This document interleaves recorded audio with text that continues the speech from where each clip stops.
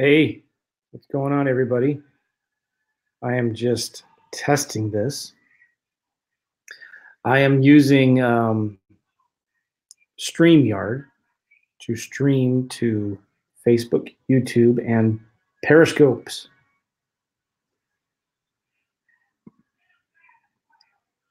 So I have no idea if this is working. It says I'm on Facebook. So, hey, listen, if you guys can see me and hear me, do me a favor and type something in the comments. It looks like I have 4 viewers on here. Again, type something in the comments. Say hello.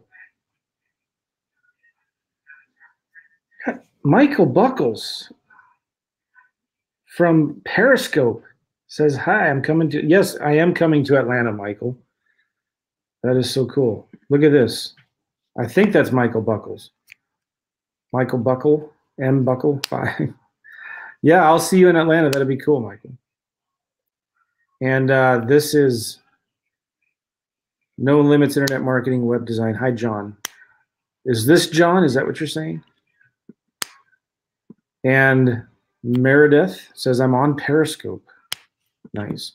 Yes, Michael, we should definitely meet for sure. Cool. And this is somebody else. Oh, it is Michael Buckles. Nice. Hey, man.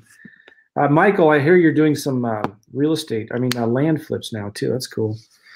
And so who is No Limits Internet Marketing and Web Design? Who is that? Hello to you, too. Anybody on the Facebooks watching this right now? Let me know if you're on the Facebooks. This is pretty amazing, if this is actually working. Because this means I am broadcasting right now to the Periscopes, to the YouTubes, and to the Facebooks. And you know what? I have more viewers on Periscope right now than I do on Facebook or YouTube. Isn't that something else? I even have some guy, William Matos actually shared one of my live videos. Thank you, William. You know what? I have more viewers on Periscope right now. Oh, you're probably hearing an echo. So, wow, this is working. I'm going to try to share my screen here. You know what I'm going to do? I'm going to share with you a mind map that I just finished for my simple lease options case study. And I'm going to try to share it with you guys. Wow, I get all the comments here. I get all the comments from Periscope, YouTube, and Facebooks. Wilter, a huge fan. Thank you, Wilter. Appreciate it. Sean says, hey, Mike. Or hey, Joe. Okay. Wilter Quesada. How you doing, man? So Michael Buckles is doing houses, land, and apartment flips. Michael, I can't wait to meet you. It's been so long. Michael says, I sent you a Facebook message. I'm sorry if I haven't responded yet. So Twitter share won't work. I wonder why that won't work. But this is so cool because I can see all of these different comments, but nobody's given me a comment on the Facebooks yet. So somebody comment on the Facebooks. I'm going to comment to myself. Hey, Joe. Oh, look at that. I commented to myself. I said hello. So I can get, hey, Trone, how you doing on YouTubes? I can look at this. I'm getting a Periscope comment, a YouTube comment, Facebook comment. And Meredith just did your 5-day challenge. It was awesome. I'm really glad you enjoyed it. I've got so many awesome feedback from that. This is insane. I'm getting all these comments. You guys are awesome. I am using Restream. So in case you all are wondering what I'm using, I am, because Trone, you're asking, and House Hustler, you're asking. Here, I'll tell you guys if you promise not to tell anybody. This is crazy. I'm using StreamYard. Let me see if I can add that in here. StreamYard, which goes to restream.io. So StreamYard.com. Well, look at that. I can do banners. So this is so cool. You can go. So what I'm doing is I just signed up for StreamYard and Restream. So StreamYard is the program right here that's collecting all of my comments from Facebook, Periscope, and YouTube, and is collecting those. And then I signed up for a Restream account, and I got the premium version. It's like, I think Restream was $50 a month, and StreamYard is $20 a month. So StreamYard is what is my webcam I'm using right now. And in a minute, I'm going to share with you my screen. I'm going to show you a mind map. And then, StreamYard is then sending it to restream.io. Restream.io is sending it to YouTube, Periscope, and Facebook's. So, you know, what's funny too is I'm getting more viewers on Periscope than I am on YouTube. I'm gonna take a screenshot of this and show this to you guys. Let's see if this works. I'll try to share my screen with you. I'm gonna go here, share screen. Oh, I gotta add this extension to Chrome. I hope I don't screw anything up. I'm adding this StreamYard extension to Chrome. Okay.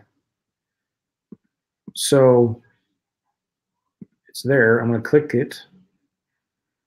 You got it. The extension is installed and ready to use.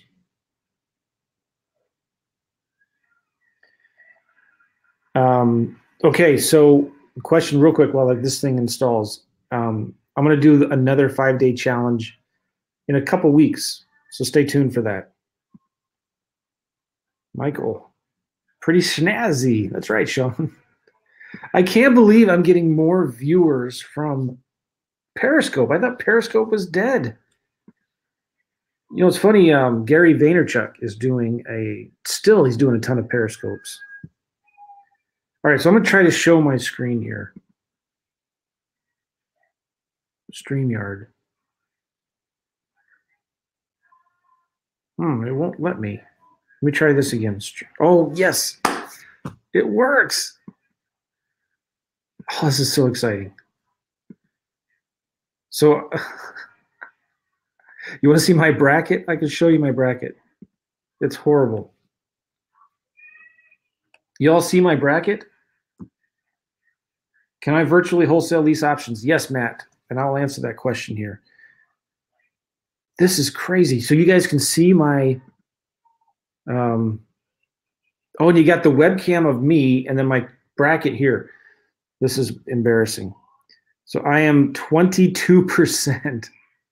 Can you see that? I've only got 22% of my picks correct. And it's horrible. Every year, I'm like, I hate this tournament challenge. I'm never going to do it again.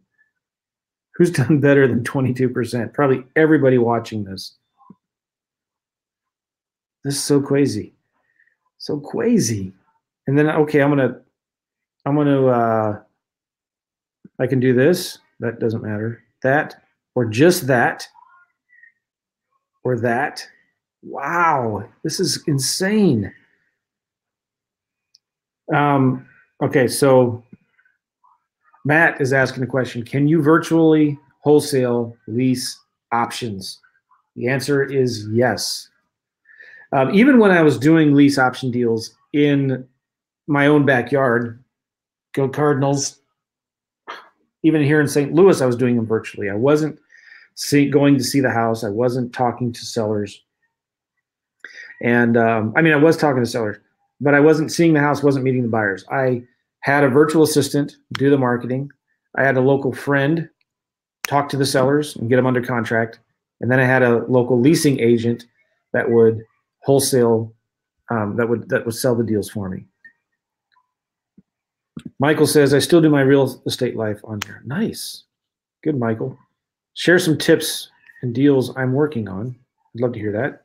Trone is asking which extension. So if you do the StreamYard and you want to show your desktop, you have to download an extension to your Chrome browser called StreamYard.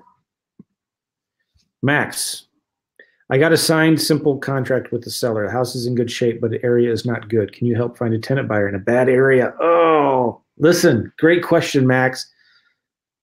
You don't want to do lease options in bad areas. You don't want to do lease options in bad areas. That is bad news. You're asking for trouble. You know what's funny? Let me see if I can show this to you. I'm going to try to show my desktop again. And I'm going to go from here, go to Indianapolis rent to own homes. Indianapolis rent to own. Let's go to news. I just saw this the other day. This was an article from a local Fox News channel. Can you guys see this? Isn't this amazing? I'm going to zoom in here. Understanding the pitfalls of rent to own. And the newspapers in Indianapolis, so you guys still see the comment. I need to remove the comment, don't I? There. Where'd the article go? I told the lease option the worst house in the great area, but not the other way around. Okay. So you're seeing this a lot in the local news, where this started back in the fall or the summer of 2018. These investors that are doing rent to own are getting in hot water, and every single one of these investors that are getting in hot water doing rent to own are doing them on really cheap low end properties. So this is an article from Fox 59 talking about some of the issues, the problems that investors are having. There was another one here, Problem Solvers investigates the rise in rent-to-own deals across Indianapolis. These investors, and you know what's happening is these guys are putting bad people, not bad people, I shouldn't say that. They're putting in people into these homes that have no realistic chance of ever buying that house or getting a mortgage. And they're just asking for trouble.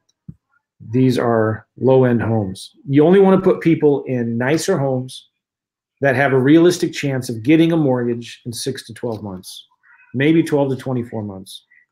So you read some of these articles and they're really bad. And then I have this, this is a funny story. Let me go into my Evernote because I have this saved here.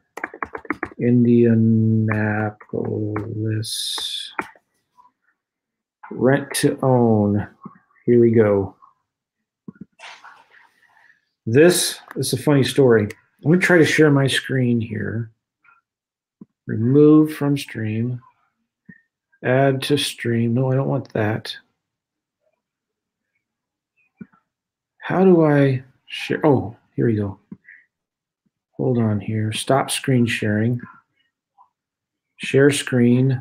Application window. Indianapolis Star. All right, you see this story here, Indianapolis Star?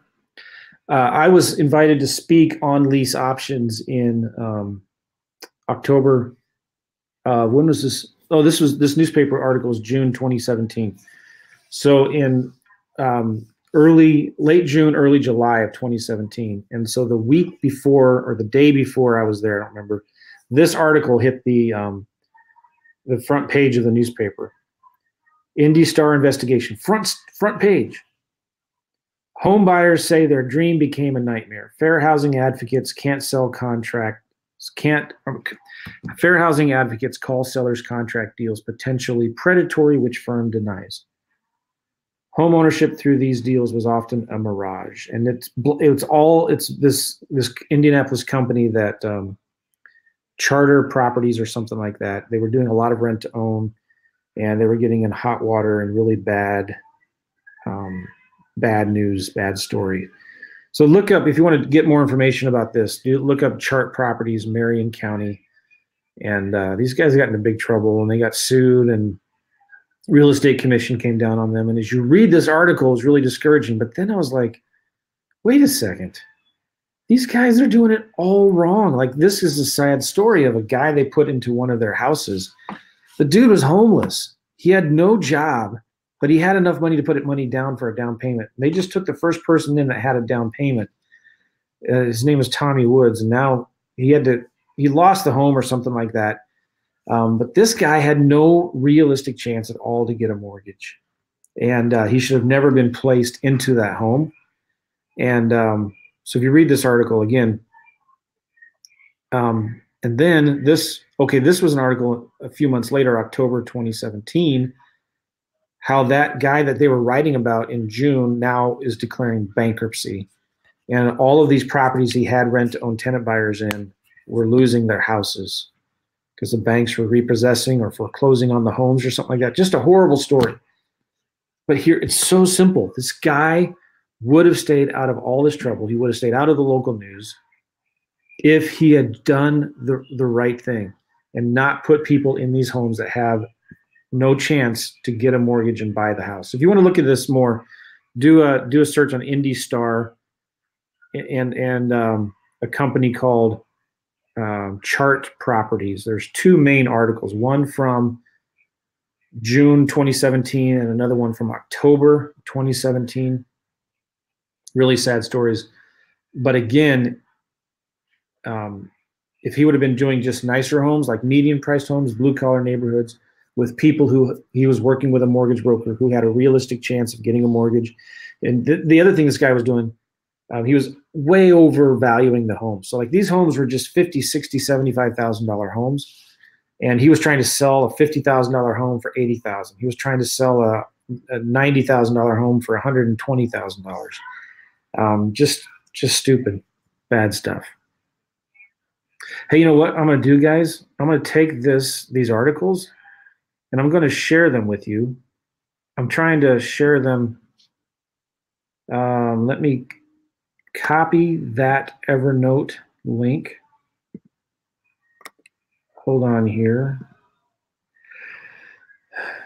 And I wonder if this will work. I'm going to try to put it on a banner. Whoops, not that one. I don't think this is going to work. That banner isn't clickable, is it? So I don't know how to. Oh, YouTube has no more viewers now than Periscope. I don't know how to get this comment out to you guys. You know what I could do is maybe I can go to the Facebooks. I'm going to go to Facebook, try to go to this page that's streaming this. I think that's important for you guys to see. And I'm going to put the comment, the link to that Evernote so you can see the article and read it for yourself. Okay, good. I see the comment here. Indy Star article referenced in video. Paste. Okay, I pasted it in the Facebooks. I'm going to go to the YouTube. And I'm looking at my live stream right now. Video. Let me paste. Mute. And I'm going to do a public comment. Okay, I just added a public comment to the YouTubes for that article. And what else? Periscope. Oh, I don't know how to do Periscope. Let me try to do Periscope from my browser here.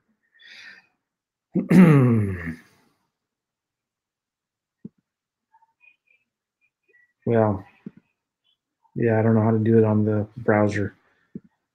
So if you're watching this on Periscope and you want to see these articles I was just talking about, go to YouTube or Facebook and look at it there. This is so amazing. This is so cool. I got tons of comments here. Okay, check this out. So an answer to your question, Max. Long answer to a short question.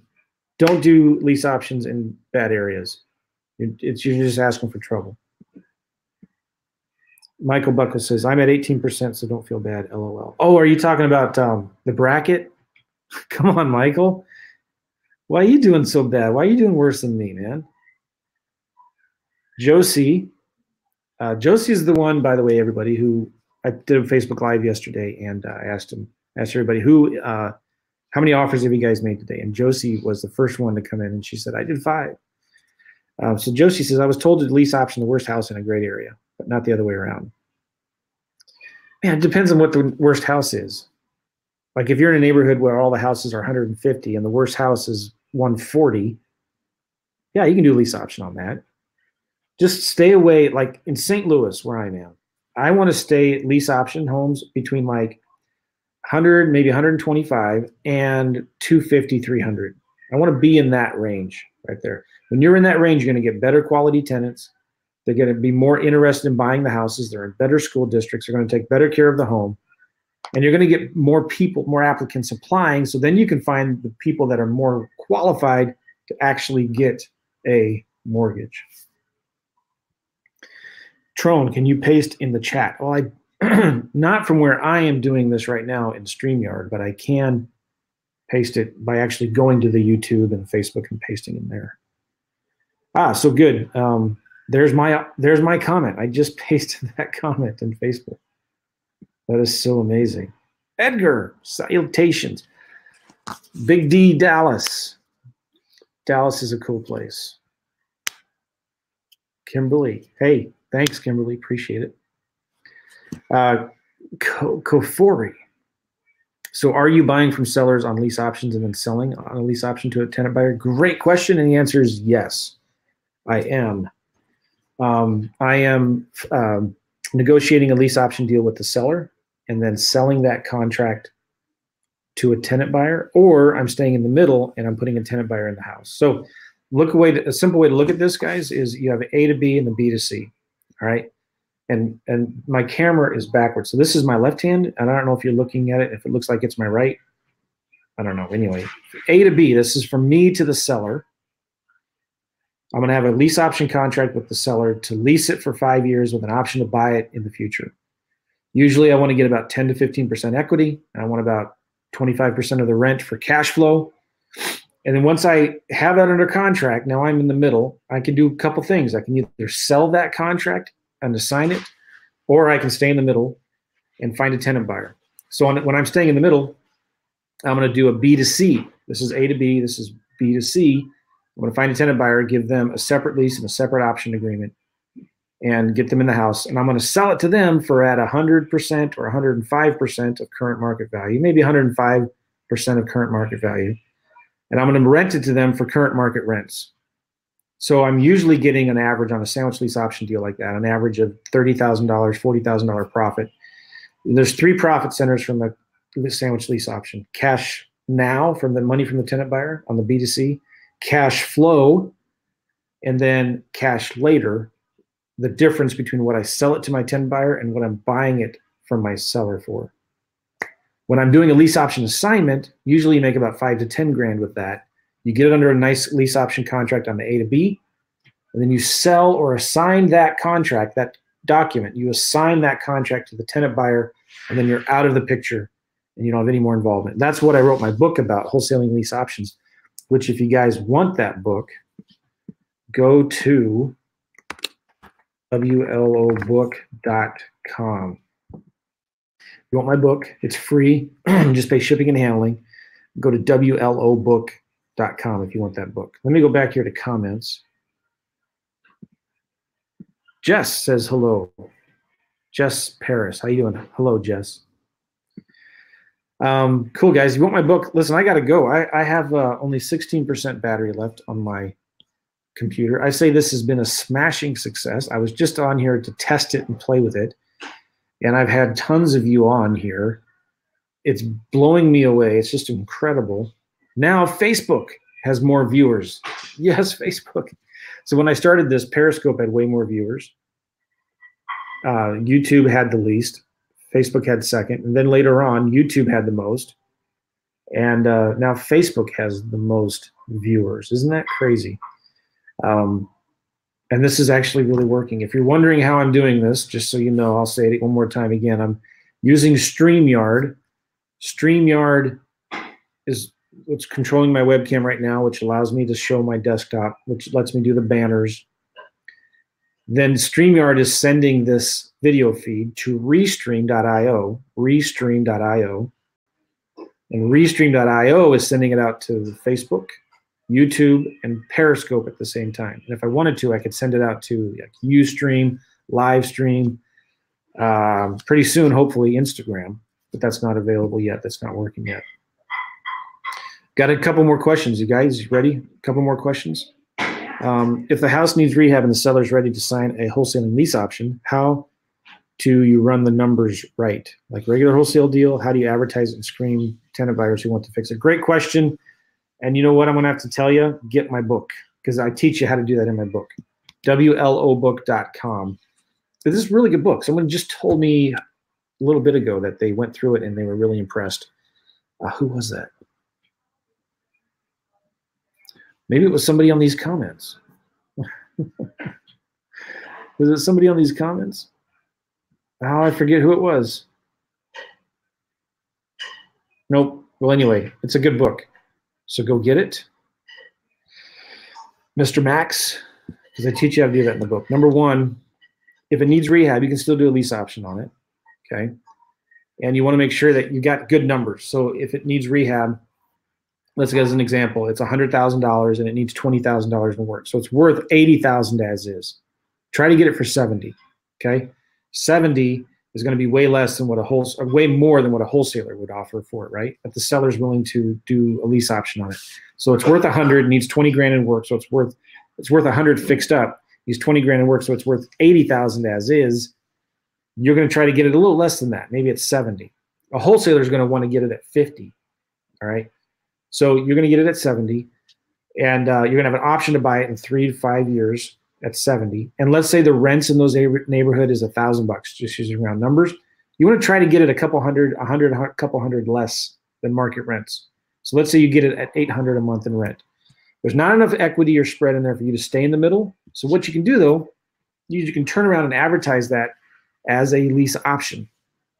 So again, I have it under lease option contract with A to B in the seller for $70,000 and $800 a month in rent. I'm going to advertise that contract for $5 grand. So I'm going to advertise it as a lease option for $75,000, $800 a month in rent. Do you think I'm going to get a lot of calls on it? I'm going to get flooded with calls on that property. Every time I've done a lease option on a property that needs work, I get tons and tons of calls from handymen that can fix it up, that want to fix it up, and they get a great deal. The rents are $100, $200 less than market rents, and I'm going to give them 2-3 years to fix their credit and get a mortgage. They get to go in and fix the house up. You know, I said it takes 20 grand in work to get it fixed, but they're going to do it all themselves. It's only going to cost them $5 grand to get the materials, and they're going to do the work themselves. They can pick the colors, they can pick the flooring, they can pick the cabinets, and the vanities, and the fixtures. They can pick all of that themselves. It's a great smoking hot deal, and you can sell those lease options really, really quickly for $5 grand. So I don't know if that makes sense. If the seller is stuck on a number that is less than what you could offer as a regular wholesaling deal, offer them a lease option, structure just a creative terms deal, and then sell that contract to a tenant buyer who's willing to live in the house and fix it up. Cool. Thank you, No Limits. I am looking forward as well to my next live stream. Appreciate that. Another question from Terry. On a wholesaling lease option deal, what is it? An assignment fee or an option fee? Good question. It's an option fee that later turns into an assignment fee. Makes sense? Clear as mud. So the tenant buyer is going to put down an usually 3% option fee, which goes to an escrow company. The escrow company, when I'm assigning the contract, there's an assignment agreement. And so if the tenant buyer put down $5 grand as an option deposit, goes to the escrow company. And the assignment agreement, we put it on there that the assignment fee for this thing is $5,000. So the escrow company, after the tenant buyer moves in, the escrow company sends me a check for $5,000. That's how it works.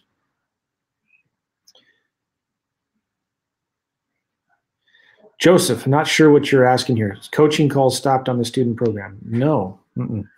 On the case study, the Simple Lease Options case study, we do monthly coaching calls, and we also do 1 or 2 calls a month called onboarding calls.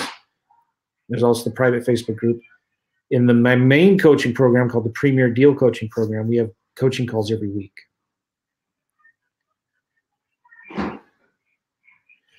Mr. Ware, M. Ware, isn't it risky assigning the contract to the tenant buyer instead of assigning it back to the seller? It doesn't matter. I used to do it that way where I would assign it back to the seller. That just goes too confusing, so I changed it where I'm assigning it to the tenant buyer, and that's a cleaner break, and that's why I do it. Good question from Kafori. Why don't you buy from a seller on owner financing instead of lease options? A couple reasons. I used to do that a lot. Nothing wrong with it. You can certainly do it. Thanks for the thumbs up, guys. I'm seeing thumbs up on Facebook. That's really nice. I used to do a lot of subject twos owner financing, and I didn't like it because I didn't want to own the property. I think it was Rockefeller that said the secret to wealth is to own nothing and control everything. And so what I recommend is, excuse me, what I recommend is that you control property without owning it. So on a lease option, you don't want ownership. You don't want a deed. In rare cases, maybe you do if you're rehabbing it yourself, but I think it's much better. There's less risk, there's less liability. It's easier to get out of the deal if it goes bad when you just have an option on it. When that's just my opinion. From doing a lot of owner financing subject to deals, I don't like it. Plus, it's easier to convince a seller to do a lease option than to assign, to have them sign the deed over to you and keep the mortgage in their name. I always had a hard time convincing a seller that that was okay. And with so many sellers, when they said, yeah, that's okay, let's do it. And then they talk to a friend or an attorney, and the attorney says, don't you dare do that. You're kidding me. That can trigger the due on sale clause. And it raises so many red flags when somebody is deeding their house over to you, but the mortgage is still in their name. So if you miss a mortgage payment, they get a 30-day late on their credit. And it doesn't affect your credit, but it affects theirs. I didn't like that responsibility. I think it just protects the seller more. I think it protects the seller more. It protects me more, allows me to get out of the deal if I have to, if it goes bad. And it also protects the tenant buyer more. So I just prefer to do it that way. Joseph Gambino, you're welcome. Another question from Q, and I've just got a couple more minutes for questions. I have 10% battery now. Do you let the seller know up front that you may be assigning the lease option to another tenant buyer? Yes, always, of course. And if the seller is apprehensive, how do you overcome that? Good question, really good question. So I give the seller, usually my first offer is the sandwich lease option offer, because that's where I make the most money. And I tell the seller, I will be the tenant buyer. I will take care of the maintenance and repairs, and I'll buy the house, and I'll take care of everything. You don't have to worry about anything. But the numbers have to work for me to do that. If the numbers don't work for the seller, I say, well, I might be able to do this as a lease option assignment. Now, the way this is going to work, I'm going to find a tenant buyer that I feel like has a really good chance, and I work with my local mortgage broker. I'm going to find a tenant buyer that has a good chance of getting a mortgage in 6 to 12 months. Can't guarantee anything. But you get the final approval, Mr. Seller. So when you're doing the assignment paperwork, all 3 parties have to sign it: the investor, the seller, the tenant buyer. So all 3 parties have to assign it. The seller gets the final approval. So it's not a big deal. They know I'm not living in the house. They know it's an investment property. So I'm completely open and honest with everybody about that. Good question. Terry, you have the option but not the obligation. You have an out. Exactly. That's why I love lease options. You're welcome, Kafori, 321. And you're welcome, Terry Mulvey. Thanks. Hey guys, one more time, if you want my book, I explain how to do all of this stuff at my book, wlobook.com. I wish I normally have a copy here that I can share it with you. It's like about 100 pages. It's about a quarter of an inch thick. It's not that bad. And you could read it in a couple hours, but it's all killer, no filler. It's really good, valuable feedback, content. I'm getting great feedback on it. And I really enjoy teaching this stuff, if you couldn't tell. This is insane. Now YouTube has more viewers, and Periscope has no viewers. All right, well, that's the way it is. Hey, I'm going to be doing more of these, okay, because this is fun. I'm enjoying this. I hope You are too. I'm going to be doing more. In fact, probably Monday, I'm going to be doing a live webinar on this. This is one of the reasons why I was testing this, is because Monday, I'm going to be doing a live webinar. And let me just tell you when I'm going to be doing it. Monday at 3 o'clock Central, 4 o'clock Eastern. I'm going to be doing a live webinar, Monday, 4 p.m. Eastern. Stay tuned for that. And cool. Guys, I got to go. We'll see you later. Take care. It's been fun. Bye-bye.